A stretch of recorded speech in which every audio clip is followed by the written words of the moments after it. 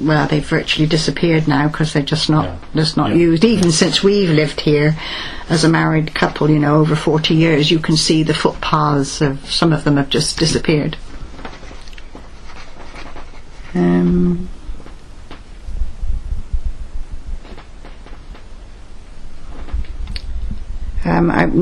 Regarding school memories, I know we didn't waste anything. The milk bottle tops were wax, and they were discs with a hole that you pushed out in the middle to put your straw in. We washed and dried those, and we did with raffia. We did a sort of blanket stitch round them, and then we joined them all together to make table mats. We did simple embroidery. I've still got tray cloths and a runner that I made at school. I've also got a sampler which my granny made when she was at King's Court School. Oh yes. And we all went home to lunch in those days, of course. We walked to school and we walked home to lunch. Even the tiny children walked home to school and back. And if you got soaked, you all sat round the tortoise stove and with your socks and things dangling over the rail, and you sat and had your lessons round the stove until you dried out. And the caretaker came in and stoked it up every now and then. So I don't know how many children were taught in that room. There must have been 20 or 25 or so, from 5 up to 7. And I do remember that we had prayers about 3 times a day. You started with a hymn and the Lord's Prayer. You sang "Thank You for the World So Sweet" at lunchtime, and then in the evening you had a simple prayer before you were dismissed. It was just habit, Yeah. It's very haunting if I hear any of the hymns that I used to sing at school or hear on the radio. It transports one, doesn't it? Yes, absolutely. I'm afraid I'm rambling about a bit. No, I'm just leaving it. I expect people have mentioned Froome Hall Park, how we had the circuses and fairs there. Keep going, yeah. And sometimes they would parade the elephants around King's Court Lane to advertise their presence and give them a bit of exercise, I suppose, and they would parade the animals around. The men usually talk about the sort of speedway football that they saw. That must have been an extraordinary thing. They couldn't have lasted very long. Can't remember that. No, men on motorbikes kicking a football. Oh yes, motorcycle football. Rings a bell. Oh, probably, yeah. I can remember the army camp in King's Court Lane during the war. There was an army camp. There are still lime trees now at the end, but the lime trees went all the way around King's Court Lane, up round to Stanfields in those days. And there was a camp of, I expect they were foreign soldiers. And I can remember they had punch bags up in the lime trees, and you'd see them punching these. Were they Americans? Or? No, they weren't Americans. No, I wasn't allowed to.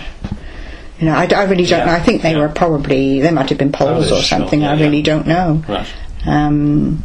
Lots of fathers were away, of course, fighting. There was a couple in Africa, one in Burma, I remember, and there were people had lodgers, Yeah, my dad was in Burma. It wouldn't have been fascinating if he was in the same unit. And I can remember when they came home from the war, and I remember one man, he came home laden with handbags and belts and rolls of silk and crocodile skin and snake skin handbags and things, which we played with all those things. They must have been so exotic. Yes, yeah. And the orchards, of course, have disappeared, haven't they? There was an orchard down below Stanfields, cider fruit, which the farmers didn't seem to bother with. But one year I remember the soldiers from the camp, they picked all the apples. They must have been making some kind of cider or something. Yeah.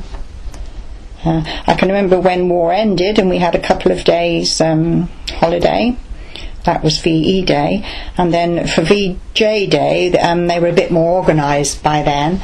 And there was, I can remember, Mr. Tom Chapman, who was, he was in the army, but he obviously had got home a bit earlier than some of the men. And he, the parents organised a carnival in celebration at the end of the VJ Day. And we had a carnival, and we walked, led by Mr. Tom Chapman, playing his banjo. We assembled at the bottom of Chapel Lane at Stanfields, and we paraded round to King's Court School, where we had a grand party, and there was a great air of jolliment and excitement. And I can remember Joe Holder sitting in the corner of the room with a big tub of Winston's ice cream, and he ran out of wafers, and he grabbed my mother's hand and he said, "Here you are, Mary, have some ice cream." And he did that to other people, and of course they were all screaming and laughing, and as a child I was quite shocked that grown-ups were behaving like that. Yeah. And that was the end of the war, which was and then after the war, Mr. Winston began to come round with his ice cream van, of course, every Friday evening, and he would ring a bell to advertise his presence. Oh, and our entertainments were sort of simple in those days, and in summer evenings we used to, as a family, stroll to local pubs. For my dad would go in for a drink, and mother and children would sit in the garden, and we'd usually have lemon and dash. I don't know whether they ever served lemon and dash now. It was just lemonade with a dash of beer. A bag of crisps with a blue bag. Yes, that's right. Yeah. And we used to go to the Golden Cross sometimes. I can remember there was a pear tree in the garden. You went down steps into the garden, and there was this big pear tree. Sometimes we went to the Golden Cross, sometimes the Prince Albert, or the Princess Royal in Butterrow, or the railway down at Dudbridge Hill. You mentioned the railway. Yeah. And or the Old Fleece. And that would be a Saturday or Sunday evening, possibly. The King's Head in those days was very, very tiny. It was very, very tiny, and generally speaking, I don't think women really went into pubs in those days. Certainly my mother didn't. They didn't think it was very nice. It was the domain of the men, and they went to have their game of cards and a drink. Anybody mention Lewis's shop in King's Court? No, that's a new one.